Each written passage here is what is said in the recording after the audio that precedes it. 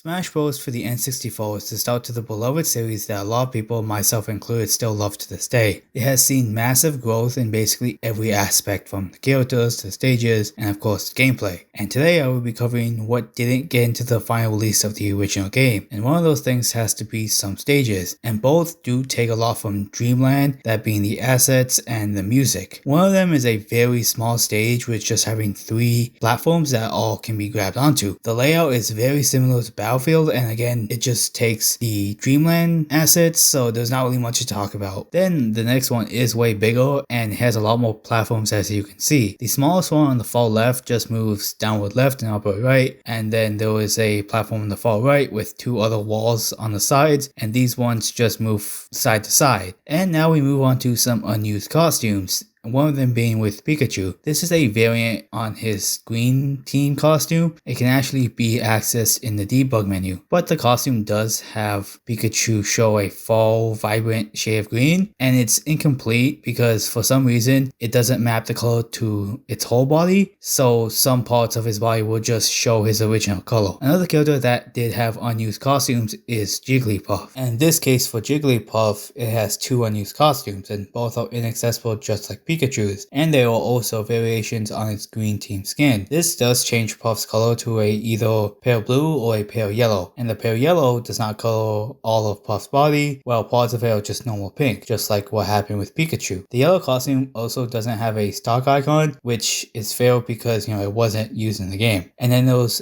a Donkey Kong costume that went unused, and this is his giant form. This is not any different from the giant DK in classic mode, and it's assumed that the code for that just went copy pasted to here. And in the single player mode, there was some unseen details in the cutscene when you beat classic mode. One of the first things that went unused here was the door at the intro, where I feel the only reason why it didn't is just because of the fact that the camera was focused at where Master Hand is. Another part of the bedroom that went unseen is the pole that keeps the curtain up, because the camera never pans high enough for you to see it. The last part that went unseen in the bedroom was the bed, for the most part, because the entire left half is out of view due to the camera yet again never going far enough to see it. Then there's some unused spawn locations for some stages that were only used in the single player mode. And of course that has to be the Meta Mario, Race to the Finish, and Final Destination stage. I'll show you where they would have spawned on the stages, starting with the Meta Mario one going down.